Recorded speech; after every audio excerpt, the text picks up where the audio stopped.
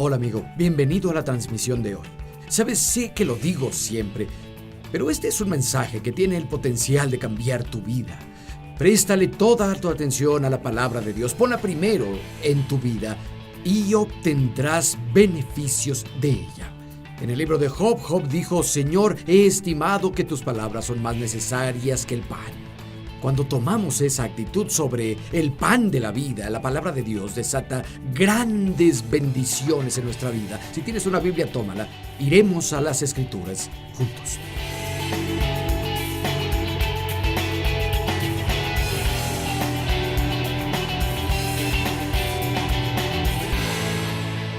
Hechos capítulo 27, verso 9.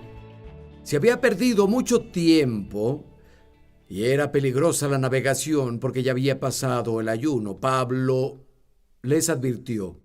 El ayuno habla del día judío de la expiación, que ya había terminado más o menos por ahí de octubre, y los antiguos marineros consideraban que la navegación en el Mediterráneo no era segura desde principios de octubre hasta mediados de marzo. Y Pablo está a punto de advertirles que no hagan ese viaje, pero su consejo se basa más que solo en el conocimiento de la naturaleza. Vean el final del verso 9. Pablo les advirtió: señores, percibo que nuestro viaje va a ser desastroso y se perderá mucho, tanto el barco y su carga, y también nuestras vidas. Dijo percibo, era una percepción interna, una impresión interna, si quieren. No era nada que viera u oyera en el exterior lo que lo llevaba a esa conclusión. De hecho, todo lo demás contradecía la percepción de Pablo. En el verso 11 dice: sin embargo, el centurión, quien estaba a cargo, siguió el consejo del timonel y del dueño del barco y no le hizo caso a Pablo.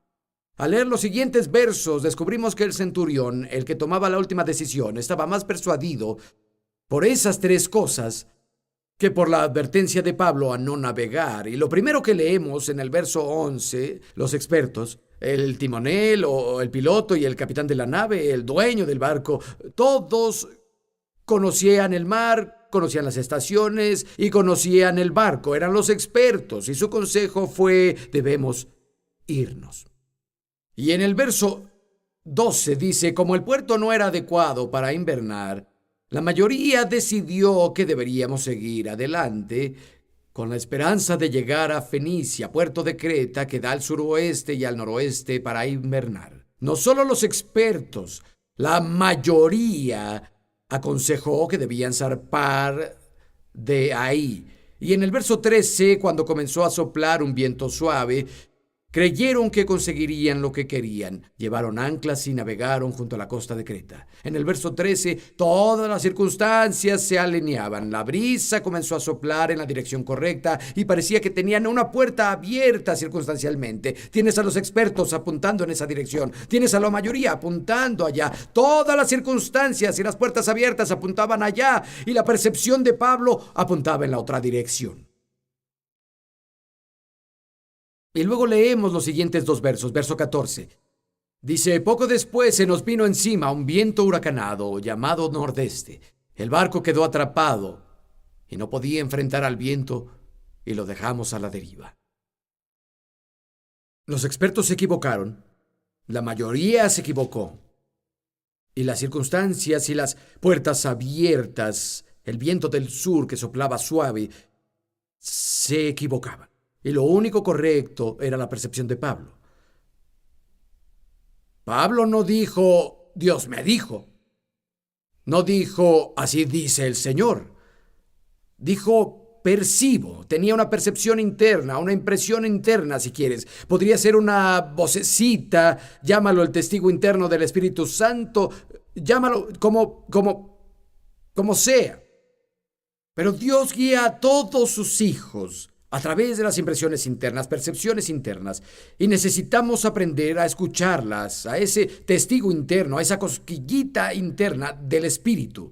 ¿Cuántas jaquecas y penas y pérdidas evitaríamos si los hijos de Dios aprendiéramos a escuchar a esas impresiones y percepciones internas? Pero como el centurión, hay muchas cosas que nos llevan a no hacer caso a esas impresiones internas. Podría ser alguien como el dueño del barco y decir: el tiempo es dinero, tengo que llevar mi cargamento a Roma. Si no llego a Roma, no podrán pagarme. Y tenemos esa presión. A veces tienes que hacer algo, tienes que hacerlo, la oportunidad se pasa, debes hacer algo ya. Te aconsejo que si te sientes presionado y las voces te dicen: hazlo ahora, debes detenerte, no te muevas, no cobres $200. Debes esperar. O tal vez para el centurión era cuestión de orgullo. Tal vez no quería parecer débil o temeroso de navegar. Nuestro orgullo nos mete en muchos problemas, a veces. O tal vez estamos muy preocupados para calmarnos y escuchar y preguntarnos si Dios está diciendo algo en mi corazón al respecto. Estamos tan atrapados en nuestro ritmo frenético que nunca tenemos tiempo de calmarnos. O tal vez es algo de la mayoría. Aunque nos encante pensar que somos diferentes al resto, es mucho más difícil ir contra la influencia de la mayoría de lo que queremos admitir. Cuando todo apunta a ese lado y tienes una incitación para ver al otro lado, es difícil ir contra todos y contra la influencia de la mayoría. Pero te conviene escuchar los llamados y percepciones internas y las impresiones internas. Como dije, podemos evitarnos muchas jaquecas y penas si aprendemos a escuchar. Vayan conmigo, por favor, al verso 20. Leeremos un poco más sobre la tormenta. Dice: como ni el sol ni las estrellas aparecieron en muchos días y la tempestad seguía arreciando, perdimos al fin toda esperanza de salvarnos. No tenían sextante ni brújula, no sabían dónde estaban, estaba oscuro, no había luz del sol, ni aparecían las estrellas. Finalmente, después de muchos días, en la tormenta perdieron la esperanza. Tal vez tú estás así hoy. Tal vez sientes que estás perdido en la oscuridad y te sacude la tormenta y has perdido la esperanza de que las cosas cambien y la situación mejore algún día y estás listo para aceptarlo. Quiero decirte algo: no te rindas, porque hay esperanza y la ayuda viene en camino. Vean qué pasa en el verso 22. Pablo está hablando. O de hecho, vamos al verso 21. Llevábamos mucho sin comer y Pablo se puso en medio y dijo: señores, debieron escucharme y no haber zarpado de Creta, así se habrían ahorrado este prejuicio. No les estaba diciendo, se los dije. Se los estaba diciendo para que fueran receptivos para lo que iba a decir luego, verso 22. Pero ahora los exhorto a cobrar ánimo, porque ninguno de ustedes perderá la vida, solo el barco. Anoche se me apareció un ángel de Dios al que pertenezco y a quien sirvo, y me dijo: no tengas miedo, Pablo. Tienes que comparecer ante el César, y Dios te ha concedido la vida de todos los que navegan contigo. Así que ánimo.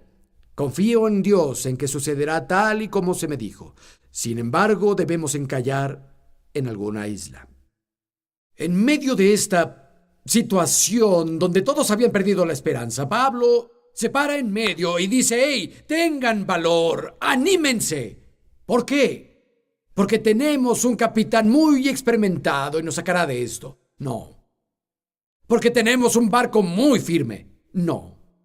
Porque tenemos a mucha gente inteligente a bordo y vamos a hacer una lluvia de ideas. ¿Se nos va a ocurrir algo para salir de este dilema? No. Pablo dijo: tengan valor, anímense, porque Dios dijo algo sobre nuestra circunstancia. Y creo que Dios va a hacer justo lo que me dijo. Anímense. Tal vez estás pensando: pastor, eso la verdad es que no me anima mucho. Digo, Pablo tenía un ángel que se le aparecía y le daba la promesa de Dios. Si tuviera un ángel aquí y tal vez me diera una promesa específica de Dios, me animaría también. Tú tienes algo mejor que un ángel que se aparezca, amigo. Tienes la palabra escrita de Dios. En segunda de Pedro capítulo 1, Pedro dice: fuimos testigos de la majestad y la gloria de Dios, y en la montaña cuando Dios habló, escuchamos su voz con nuestros oídos. Dijo: tenemos una palabra más segura que eso, incluso las escrituras que no son de interpretación privada. Amigos, esas palabras son más seguras que un ángel que se te apareciera.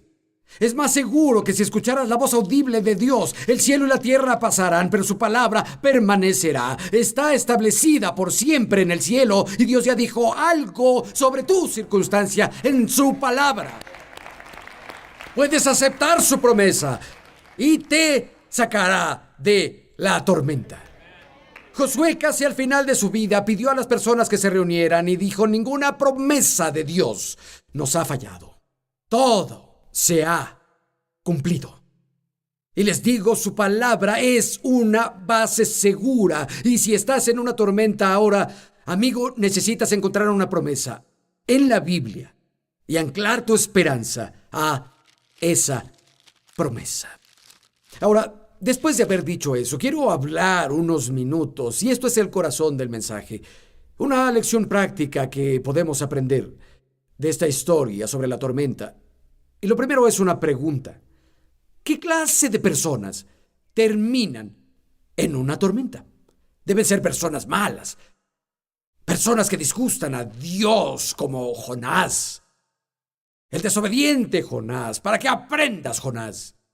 Me alegra que estés mal. Jonás se encontró en una tormenta por desobedecer a Dios. Pablo termina en una terrible tormenta por obedecer a Dios.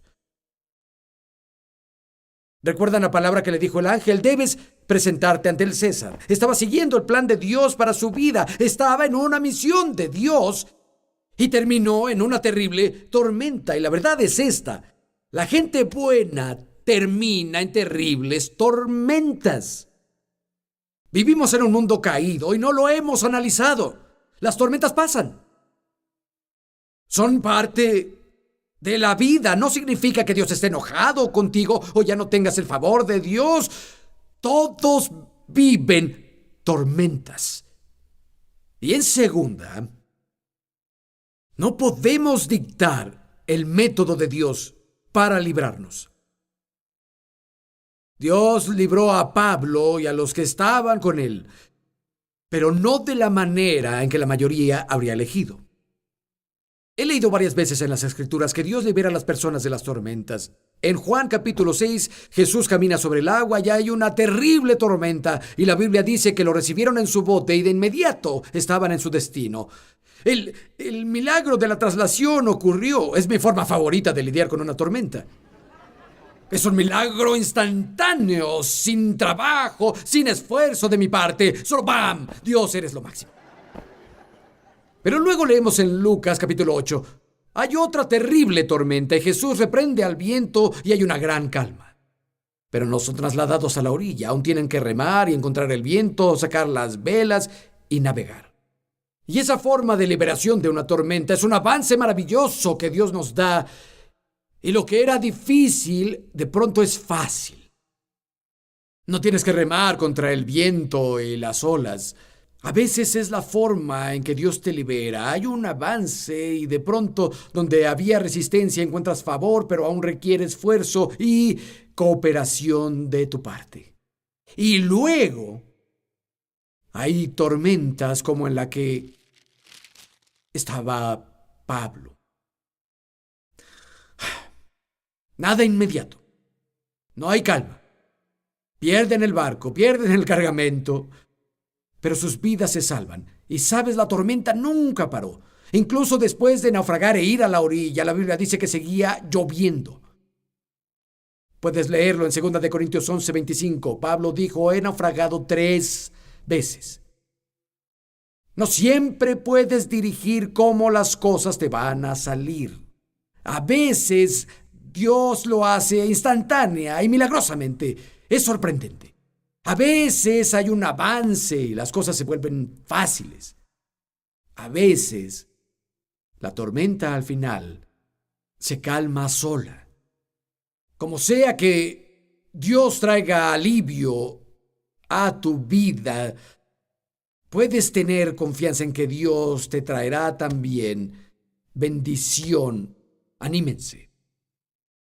Recuerdo que alguna vez oí a un contratista, lo eligieron para construir un recinto para un ministerio grande, era un gran ministerio y pensó, estoy haciendo esto por la gloria de Dios, usaré mis dones para glorificar a Dios. Pero cuando comenzaba a trabajar, comenzaba a llover, y llovía, y llovía, y llovía, y llovía. Y cuando fue con el pastor principal, quien ha estado en el cielo por muchos años ya, le dijo, ¿qué sucede? Tengo este proyecto y se llena de nubes y no hay luz del sol y hemos orado para que se detenga la lluvia y hemos ayunado, pero sigue lloviendo. Y también recuerdo la respuesta, las perlas de sabiduría que cayeron de los labios del legendario hombre sabio de Dios. Dijo, bueno, a veces llueve, a veces no. Amigo, ya sea que esté lloviendo o el sol brille, en la tormenta o en la calma, creo que Dios me va a sacar y al final de mi vida oiré bien hecho, buen siervo fiel y terminaré con esta misión que Dios me dio. Y si resulta que es una de estas tormentas que no paran, no significa que no tenga la intención de liberarte. Debemos perseguir activamente la liberación porque es un hecho, aunque no dice que Pablo estaba orando, es obvio que buscó a Dios. Se entiende que estuvo orando. Lo que quiero advertirles es que no pongan a Dios en una caja y quieran decirle después cómo sacarlos de la tormenta. Tenemos que dejarle esa parte a Dios. Nuestra parte es aferrarnos a la promesa. Creo que Dios va a hacer lo que me dijo que haría. Aquí está Pablo y 276 personas en el barco que se salvan por causa de un hombre. Hay que pensar en eso. Y luego, aquí hay algo. Dios dio el fin y también dio los medios. Léanlo conmigo. El verso 27, terminamos en el verso 26, donde decía, debemos encallar en alguna isla. Verso 27, ya habían pasado 14 días a la deriva por el mar Adriático, cuando a eso de la medianoche los marineros presintieron que se aproximaban a tierra. Echaron la sonda y encontraron que tenía cerca de 37 metros. Más adelante volvieron a echar la sonda y encontraron que tenía cerca de 27 metros de profundidad. Temiendo que fuéramos a encallar contra las rocas, echaron 4 anclas por la popa y rogaron que amaneciera. En un intento por escapar del barco, los marineros comenzaron a bajar el bote salvavidas con el pretexto de que iban a echar algunas anclas desde la proa, pero Pablo les advirtió al centurión y a los soldados, si esos no se quedan aquí no podrán salvarse ustedes. Así que los soldados cortaron las amarras del bote salvavidas y los dejaron caer al agua. Los marineros eran como los asalariados que Jesús dijo que huirían cuando viniera el lobo. Los marineros intentaron escapar del barco cuando más los necesitaban. Dios no dijo, la palabra del ángel no dijo, Dios te ha dado a todos los que navegan contigo. La respuesta sí. Pablo, ¿por qué dijiste que a menos que esos hombres se queden a bordo no podrán salvarse? ¿Dios no había prometido que ya todos se iban a salvar? Sí lo hizo, pero Dios, quien dio el fin, también proveyó los medios. Y cuando Pablo declaró que a menos que ellos se quedaran, no podrían salvarse, no estaba hablando como profeta, no hablaba profecía, sino como un hombre prudente. Porque ya dijo y se le había revelado, vamos a tener que dirigir el barco. Y si los marineros abandonan el barco, ¿quién va a dirigir el barco para llegar a tierra? Dios dio el fin, pero también dio los medios, y conforme leemos descubrimos que en la mañana vieron la playa. Esos mismos marineros que iban a abandonar el barco sabían qué hacer con el timón, sabían qué hacer con las velas y podían llevar el barco a un lugar y finalmente correr a tierra a salvo. Las personas pudieron saltar a la orilla, pero nunca hubieran podido llegar tan cerca como para saltar a la orilla si los marineros no hubieran guiado el barco. Hay una gran lección aquí para nosotros. Tentamos a Dios cuando decimos que confiamos y que estamos bajo su protección y no usamos los medios adecuados a nuestra disposición para nuestra conservación y seguridad. Un ejemplo de esto es cuando estuve predicando en Alemania. Estuve 2 días ahí, era muy frío y lluvioso. Y había predicado hasta muy tarde y recibía personas y estaba empapado de transpiración. Luego tenía que ir al hotel. Iría caminando en ese clima lluvioso, húmedo y frío, pensando, no necesito mi gorro, no necesito mi abrigo, no necesito mi bufanda. El Señor es mi refugio. Nos vemos al rato en el hotel. No, si sales en una noche así, especialmente si estás mojado por la transpiración, podría darte neumonía. Me puse mi abrigo, me lo abroché, me puse mi bufanda, mi gorro y salí al vehículo y fui al hotel. No salí caminando en un clima lluvioso, especialmente después de sudar porque usé mucha energía predicando y hubiera sido tonto. Y sí puedo decir que Dios es mi protección, sabes, Dios es mi refugio. Pero eso hubiera sido tentar a Dios. Si tenemos que llevar un avión pequeño para predicar y el piloto dice, el motor ha estado fallando y hay que reparar una fuga de aceite. Pero vamos a confiar en Dios. No, gracias, haré un viaje en autobús de 15 horas, gracias. ¿Qué pasa? ¿No tienes fe? Sí, tengo fe. ¿Por qué no conseguimos un mecánico que lo arregle? ¿Sabes lo caro que es? Anda, Mateo 18:19. Si 2 o más están de acuerdo, vamos a orar y estemos de acuerdo. ¿Por qué no oramos y conseguimos dinero para pagarle al mecánico que arregle el avión? Y cuando arregle el avión, yo me voy contigo.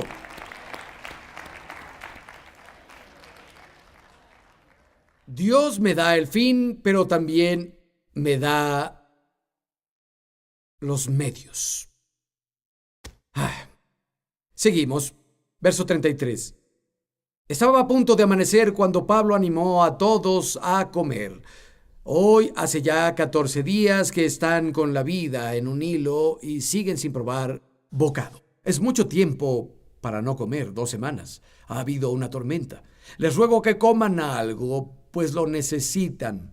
Ninguno perderá ni un solo cabello de la cabeza. De nuevo, es sabiduría práctica. Tal vez estaban mareados en la tormenta, no podían prender fuego, cualquier comida estaría fría, tal vez no tenían hambre, pero ¿saben qué? No habían comido en 2 semanas. Pablo sabía que el barco se iba a alejar y tendrían que nadar. Necesitan energía, si no, no van a poder nadar a la orilla, así que coman algo. Conocimiento práctico, sabiduría práctica. Y un pensamiento, otra cosa. Tal vez no habían comido porque perdieron la esperanza. Cuando una persona tiene una depresión profunda, uno de los síntomas es que dejan de cuidarse a sí mismos, dejan de comer, dejan de bañarse. Y si conoces a alguien que está mostrando estos síntomas, necesitas hacer lo que Pablo, animarlo. Podría llevarlo a resultados desastrosos si alguien no interviene. En general es un síntoma de depresión profunda o falta de esperanza que se ha apoderado de alguien. Son los primeros síntomas físicos. Pierden el apetito y dejan de cuidarse. Y si alguien no se toma el tiempo de animarlos, ¿quién lo hará? Pablo dijo, no van a perder el cabello, pero su cabello sí se va a mojar. Verso 35. Dicho esto, tomó pan y dio gracias a Dios delante de todos. Luego lo partió y comenzó a comer. Todos se animaron y también comieron. Éramos en total 276 personas en el barco. Pablo logró que se animaran 276 personas. Los influenció. Finalmente se salvaron por su presencia. ¿A cuántas personas puede influenciar una persona que ama y sirve a Dios? ¿A tu familia? Sí, puede hacerlo. ¿Tu iglesia? Sí. ¿Tu compañía? Sí. ¿Tu comunidad? Sí. ¿Tu país? Sí. No subestimes el poder del ánimo y el poder de la perseverancia y la buena influencia que puede tener Dios a través de ti. Y escucha, si estás en una tormenta hoy, solo quiero decirte esto. Las cosas tal vez no salieron de acuerdo a tu plan, pero no significa que Dios no tenga un plan.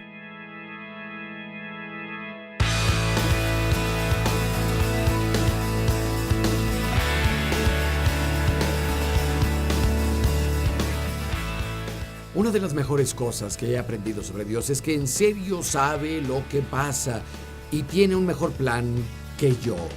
Dios conoce tus circunstancias o tu situación o tu tormenta. Él la conoce, Él sabe por lo que pasas, y la Biblia dice que antes que nos metiéramos en nuestros problemas, Pablo le escribió a los Corintios, Dios también nos da una vía de escape para que podamos soportarla. No hay tentación, ni conflicto, ni juicio, ni problema, ni tormenta que hayamos enfrentado. Que Dios no tenga ya una vía de escape, que Dios no te haya dado un plan para superarlo, para conquistarlo. Solo tenemos que escuchar su sabiduría, buscar su palabra, y quiero decirte en tu tormenta que hay una salida. Dios no te olvidará. Tal vez haya relámpagos y la lluvia esté cayendo, el viento esté rugiendo, pero Dios no te olvidará ni te dejará. Hay una salida para tus problemas, no pierdas la esperanza. Tal vez hay un tiempo, pero te puedo decir que Dios planeó toda esta transmisión para animarte ahora. Sabe por lo que estás pasando y Él te ama. Nos vemos la próxima.